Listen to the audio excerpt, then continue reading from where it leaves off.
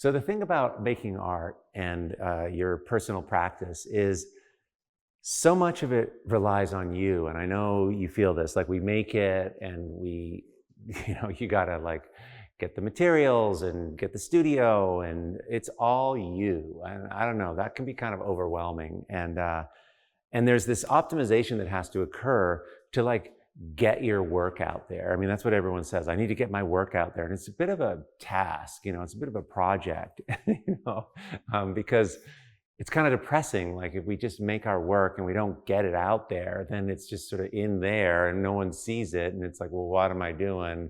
It's interesting, right? There's this social component to like what we do. We love being, I mean, maybe I'll speak for myself. I love making the work kind of quietly by myself, but it'd be kind of depressing if all I ever did was make these paintings and no one saw them. I don't know, art's sort of social in a way, not in the making of it, but I love the art shows. I love getting it out there, putting it on Instagram, seeing the response, and that's a stage and that takes effort and that's a thing, like that's in addition to learning how to do the art, you got to get it out there. And I guess that's business, but it's also an attitude. And there's ways of getting it out there that comes out of getting your work going really, really good. Because once the work gets going and you're driving this thing well, you have a little bit more energy to share it and put it out there. Your confidence goes up. So I always approach it from the art making process. I teach a lot of, the business part of this thing I teach is really making it so your art, you can just produce really great work and, pretty consistently, and you love doing it, and you kind of can't wait to get into the studio most days. Your procrastination's kind of not, you don't have so much procrastination. You're not too afraid anymore. That's the big step for getting your work out there because you're just generating this. And so I thought I would share a couple, there's all kinds of like habits and all kinds of ways of thinking about this, that tricks and stuff like to make it easier. And so I thought I'd talk about a couple of them. The first one is iteration. And this is what artists do. And this is what creatives do. Iteration is doing the thing multiple times and paying attention. When I started making art, I'd try one thing and then that didn't work. And then I would just like, I'm doing another thing over there. And then that wouldn't work. And I'd run and I'd give up that. But staying kind of in it and looking at what you've made. And even if you don't even like it so much, to just understand that, like, look at it and then do it again and pay attention to the two of those things. Like if you get two of a similar thing, you can notice their differences. And it's like, well, probably the second one is going to be better. And why is that? And if you can just start to grok what that is, then you apply it to the third one. And this thing becomes easier. You're not trying to reinvent the wheel all the time. You're just tweaking it. And that's iteration. And that is the coolest way to learn. It's pretty calm.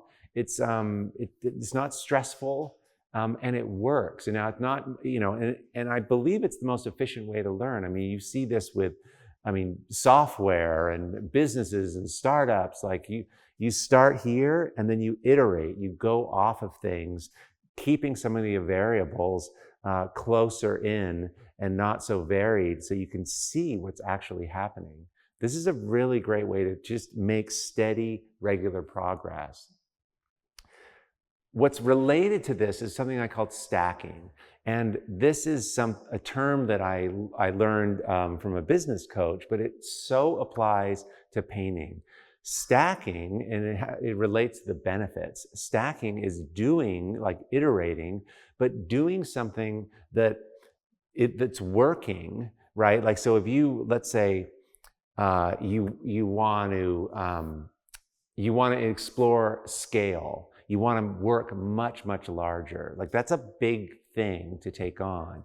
So, and you've got this really great subject matter that you're really comfortable with, and maybe it's nautical or maybe it's animals and you're really good at it. And so you can take what's working and apply it to the next thing, but then go larger with it. So you're not changing the colors, changing the subject matter, changing all these things. You're bringing the benefit along and standing on the shoulders of that. You've got that subject matter that's just powerful, and then you're just scaling it up.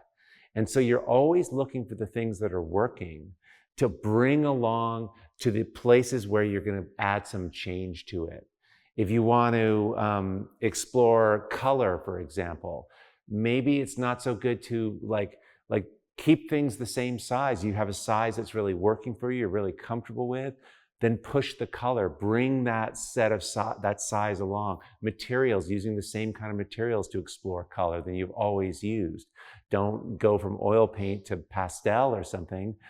You know, that's going to be challenging. And what happens is when you stop making progress, when you become stressed out, when it breaks down, when it becomes too overwhelming, then you kind of, it starts slipping back because it's no longer fun. It's sort of overwhelming. It's stressful. It's tiring. You start procrastinating, and on and on and on and on. So there's all kinds of tips and tricks, but this is creativity. We got to learn how to use this thing and maximize it, optimize it, so we can progress in getting this work going, so we can get this work out there. Let me know what tips and ideas that you use around this, what works for you that you always bring forward. What's something that is helpful that you've found? And it could be anything. It could be the way you put the paint on. It could be, I use these nails on my wall and I love it. I have all my paintings hanging up and I can move them around. That's a really powerful thing that I always bring forward. I already have that working. Don't change it, right? Anyway, so let us know in the comments. I'd be super curious to hear. This is a great community thing because we can all learn from each other. I mentioned a couple things, but if everyone has one or two, it's wow, it's really fun to see and learn from everybody else. This week on the podcast, coming out on Wednesday, I'm interviewing Maria Brito, and she's got, she's amazing. She's this high-level art advisor and helps Gwyneth Paltrow buy paintings, and it's really cool. But she's quite out there about talking about, she's a voice for contemporary art, and she's just come out with this amazing book called How Creativity Rules the World. And she's talking about all these ideas and ways of optimizing creativity. So it's really interesting. It's a great conversation. So come along and check that out as well. There's a link down below. You can subscribe to the podcast. We have a bunch of episodes that are already loaded, so you can go check that out. So go ahead and do that. Thanks for being here, and hope to see you on Wednesday. Appreciate it. Okay.